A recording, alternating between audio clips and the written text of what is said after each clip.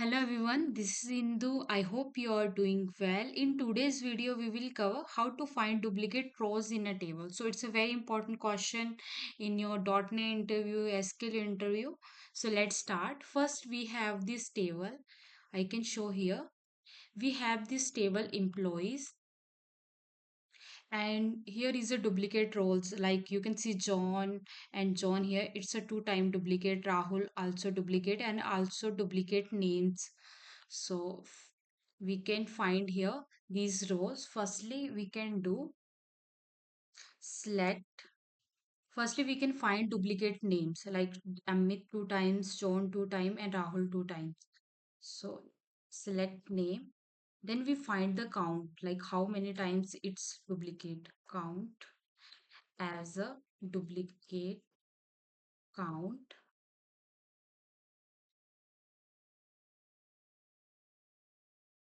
duplicate count, and from employees, then have group Y, then we do a name, group by name, and having count is greater than 1.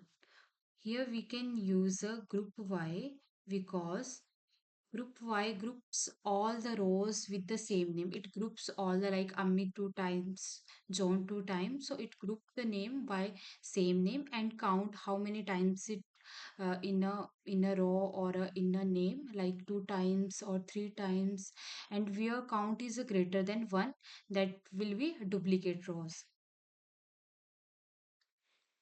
So like that way, here you can see Amit two times, John two times, and Rahul two times. And like that way, we also find group by name and salary. Both combination are duplicate. Here, comma, salary.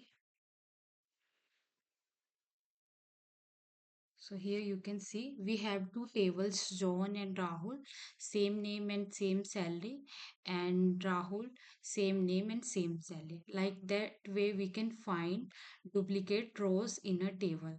I hope this video will be helpful for you. Thanks for watching. Bye bye.